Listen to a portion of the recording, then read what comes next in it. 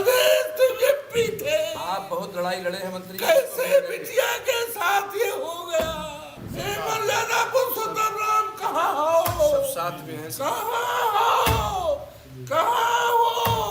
सीता मैया कहाँ हो? कि जो घटना यहाँ हुई थी निर्भया कांड, अभी तक मैं निर्भया कांड की दर्दनाक घटना को सुनता था, लेकिन कल जब मैं उस परिवार में गया, परिवार तो है सहनवा है,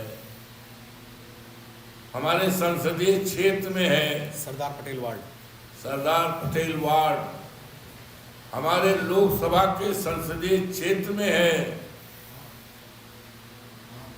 मैंने जब सुना कि एक दलित बेटी के साथ जितना अत्याचार हुआ है, दुनिया में इस तरह की कोई घटना देखने और सुनने को अब तक नहीं मिली है। मैं मौके पर गया,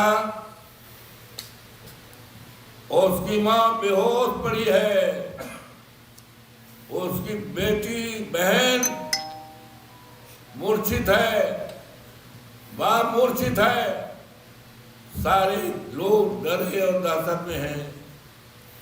मैंने पूछा, बताओ कैसे हुआ?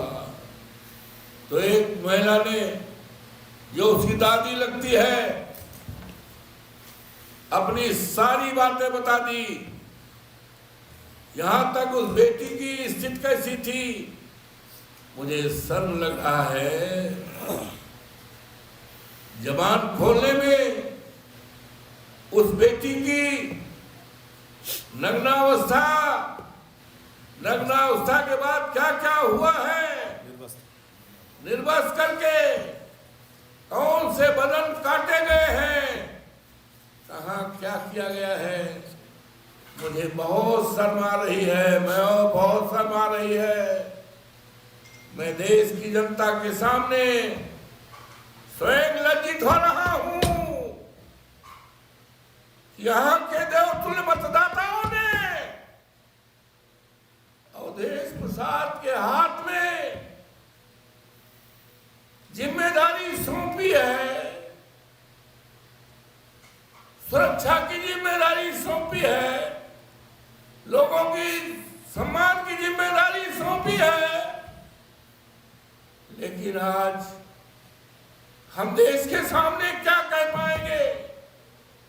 देश हमसे पूछेगा कल कि एक दलित की बेटी के साथ दुनिया के सारे रिकॉर्ड टूट गए, निर्वस्त्र करके उसका क्या क्या काटा गया, क्या क्या किया गया, जघन्य अपराध किया गया, हत्या की गई। निर्भया कांड से 1000 गुना यह गंभीर मामला है। और हमने देखा, मैं उस बेटी को मिट्टी देने भी गया था और बाप को, परिवार को, सब शामिल हुए थे।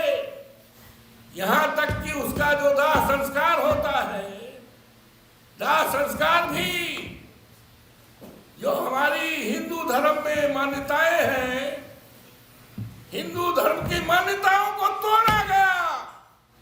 जीसीबी लगाकर पुलिस के घेरे में उसको दफनाया गया। हमने भी 5 मुट्ठी जीसीबी को कहा, भैया जीसीबी देखो मेरे ऊपर न गिर जाए, किसी तरह 5 मुट्ठी उस मिट्टी उस बेटी की समाज में मैंने डाला है। हिंदू धर्म को हमने देखा है, उसका हम पालन करते हैं। लेकिन कल जब देखा कि जीसीबी लगा करके हमारी दलित बेटी को दफनाया जा रहा है, मां को देखने का किसी को गांव देखने का अधिकार नहीं किया गया। पुलिस अपने सामने गड़वा रही। जीसीबी हमने या तो देखा था जब गौशालाओं में हमारी गायें पानी बगैर,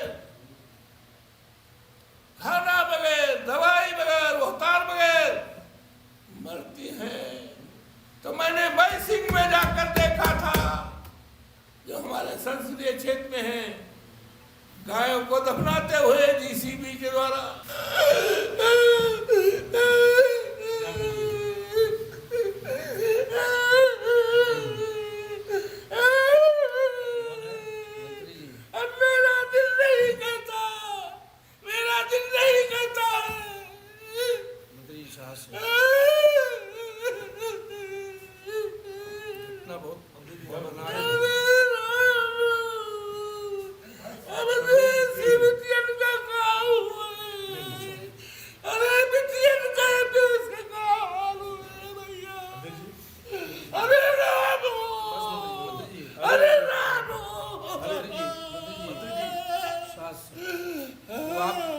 आप उसकी लड़ाई लड़िए, लड़ाई लड़ी जाएगी, सब लोग साथ। लड़ाई को आप लड़ेंगे, उसको न्याय उसके न्याय मिलाया जाएगा। हमें जाने दो दिल्ली लोकसभा में जाने दो। मोदी के सामने हम बात रखेंगे। न्याय न मिला तो हम इस्तीफा दे देंगे, लोकसभा से हम इस्तीफा दे देंगे।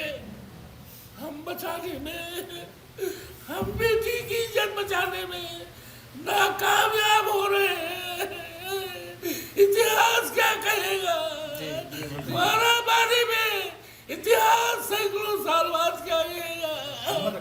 अरे तुम ये पीते, आप बहुत लड़ाई लड़े हैं मंत्री। कैसे बिटिया के साथ ये हो गया? रामो, आपने कितने लोगों को न्याय दिलाया? बहुतों को आपने न्याय दिलाया है, फिर न्याय मिलेगा। आपने बड़े से बड़े मामले दिलाया, लेकिन ये तो इतिहास का सबसे बड़ा मुद्दा हो गया। सबसे बड़ी घटना है ये, बहुत बड़ी घटना है। मर्यादा पुरुषोत्तम राम, लड़ाई में साथ मर्यादा पुरुषोत्तम राम कहाँ हो? सब साथ में हैं। कहाँ हो? सीता मैया कहाँ हो? राम हो जी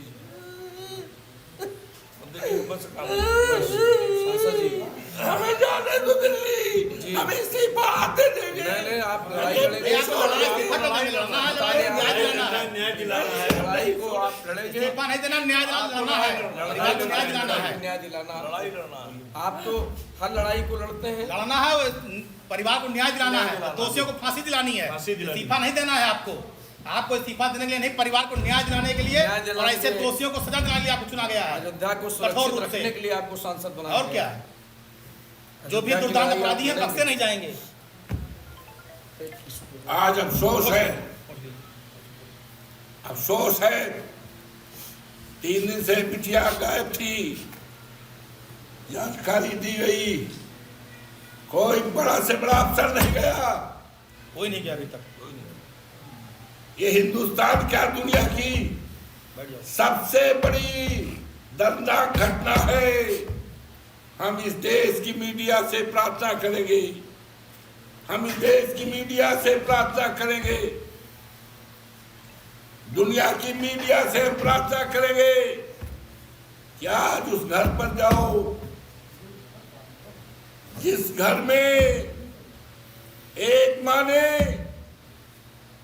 अपनी बेटी को 9 महीने तक पेट में रखा था। बाप ने बुढ़ापा है, बेहोश पड़ा है, किस तरह से क्या क्या कैसे नंगा करके क्या किया गया, सारी हदें पार हो गई। हम हाथ जोड़ करके इस देश और दुनिया की मीडिया से प्रार्थना करते हैं कि वहां पहुंच करके देश और दुनिया को संदेश बताओ। एक इससे ये होगा कि कोई भी सरकार कितनी भी खतरनाक सरकार होगी तो इस तरह की घटना नहीं होने पाएगी।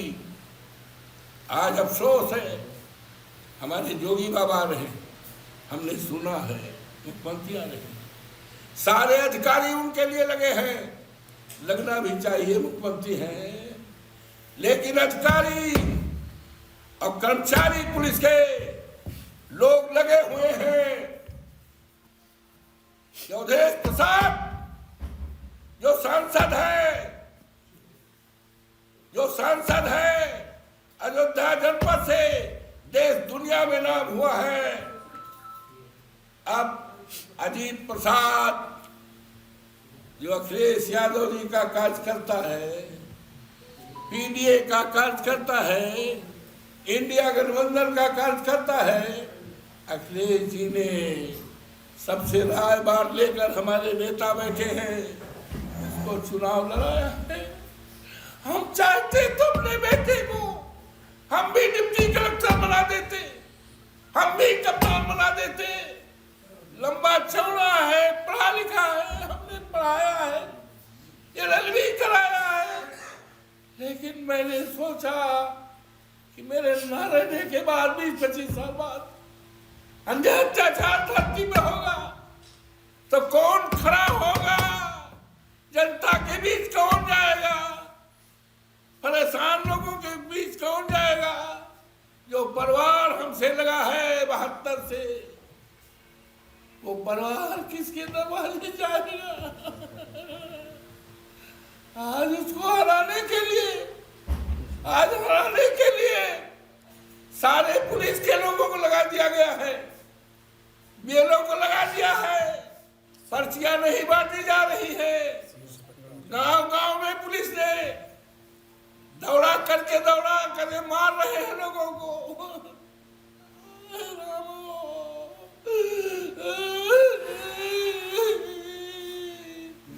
पुलिस को चाहिए था, शाहनवा में जो घटना हुई है, कौन दोषी है हम अपने जबान से नहीं कह सकते हैं, कौन दोषी है उसका पता लगाओ। जाना चाहिए था, जिसने कांड किया है उसको गिरफ्तार करते, जाना चाहिए था इसी का जाए कि जो जिसने किया है उसको फांसी की सजा दिलाई जाए, लेकिन फांसी की सजा दिलाना तो दूर रहा, वहां कोई गया तक नहीं। ये सारे लोग लगे हैं समाजवादी पार्टी के कार्यकर्ताओं को डरवाने के लिए, धमकाने के लिए कि JCB लगाकर घर गिरवा देंगे और वो बंद करा देंगे। जितनी सब है सब बंद कर दिया है और चुनाव में गुंडागर्दी कराई जा रही है। और हमारे प्रचार वाहन एक कोरी बिरादरी का है, उसको सीओ ने गाली दिया है, धमकी दिया है, दिखाई पड़ोगे हाथ पैर तोड़ देंगे, घर को गिरा देंगे। वो दहशत में है। कल उसका वो बढ़ गया था, हार्ट अटैक से बच गया, डॉक्टरों को बुलाकर हमने उसकी कल जान बचाई, जिसको सीओ ने धमकी दिया था। पूरे देश में जा रहा है, ये क्या हो रहा है? धमका करके, डरवा करके, लोकतंत्र को दबा करके ये चुनाव मैं तो समझ रहा हूँ ये हिंदुस्तान का, दुनिया का एक अजूबा चुनाव होगा। जनता ने चुनाव हाथ में ले लिया है, दुनिया की कोई ताकत। योगी जी ने तो रिकॉर्ड बना दिया भाई, वो गिनी बुक में कभी लिखा जाएगा तो यह आएगा। उत्तर प्रदेश के ऐसे मुख्यमंत्री थे जो 10 बार किसी चुनाव में गए हैं। विधानसभा में हिंदुस्तान क्या, दुनिया में भी अगर आप गूगल लगाकर ढूंढना चाहोगे कि 10 बार कोई मुख्यमंत्री एक चुनाव में गया हो विधानसभा में, तो दुनिया में कहीं रिकॉर्ड नहीं मिलेगा। बाबा ने तो रिकॉर्ड तोड़ दिया है भाई, रिकॉर्ड तोड़ दिया है। हम अपने अधिकारियों से कहना चाहते हैं कि चुनाव में आचार संहिता का पालन किया जाए, सरकार के दबाव में काम न किया जाए, पुलिस अफसर से भी कहना चाहते हैं कि लोगों को डरवाया न जाए, धमकाया न जाए, लोगों को घरों से निकाला न जाए, लोगों को मरवाया न जाए, क्योंकि लोकतंत्र की हत्या हो रही है। देश और दुनिया वासियों से प्रार्थना कर रहे हैं, आओ बचा लो लोकतंत्र को, आओ बचा लो। बिटिया के द्वारा दिया गया जो बिटिया के साथ अन्याय किया उसको न्याय दिलाओ, और जिसने किया है फांसी दिलाओ, और जो अधिकारियों ने लापरवाही किया है उनके खिलाफ कार्रवाई कराओ। हमारे नेता ने कल मांग किया है 1 करोड़ रुपए का, हमारे नेता ने, और आज उस परिवार के ऊपर संकट तकलीफ तो है ही है, उसकी असुरक्षा हो गई है, उन लोगों के जान के खतरे हो गए हैं। तत्काल उस परिवार की सुरक्षा दी जाए, परिवार को बचाया जाए, नहीं तो और सारा सबूत जो है नष्ट किया जा रहा है। मैं चाहता हूँ देश और दुनिया के लोगों को आकर देखो, निर्भया कांड तो भी सुनते थे, 100 गुना उससे ज्यादा गंभीर मामला है। इससे केवल दलित समाज ही नहीं, पूरा समाज आज चिंतित है, भय से है, गुहार लगा रहा है, लेकिन कोई सुनवाई नहीं कर रहा है। अधिकारी लगे हुए हैं कि इस चुनाव को कैसे हराया जाए, अजीत को कैसे हराया जाए, हराने में लगे हैं, हराने में लगे हैं। पर्ची नहीं बांटी जा रही है, अन्याय बहुत बड़ा हो रहा है, इससे बड़ा अन्याय क्या होगा। तो हम आपसे प्रार्थना करते हैं कि आप हमारी इस बात को, विचारधारा को केवल फैलाबाद ही नहीं सारे देश में बताओ, जिससे इस तरह की जो घटना हुई है, आजाद देश के माथे पे कलंक है, मर्यादा पुरुषोत्तम राम की धरती पर कलंक है, राम की मर्यादा को तोड़ा गया है। इसलिए आपसे प्रार्थना करता हूं और सारे अधिकारियों से, इस सरकारें आती जाती हैं, 1.5 साल में हमारे नेता के नेतृत्व में, अखिलेश के नेतृत्व में सरकार बनेगी, बहुत मजबूत सरकार बनेगी। इतनी मजबूत सरकार अब तक नहीं बनी थी, 40-50 MLA भी नहीं इनके जीत पाएंगे, ये हालत पैदा हुई। इस चुनाव को अवधेश प्रसाद नहीं लड़ रहे, पवन पांडे नहीं लड़ रहे, पारस नहीं लड़ रहे, ये चुनाव जनता ने अपने हाथ में लिया।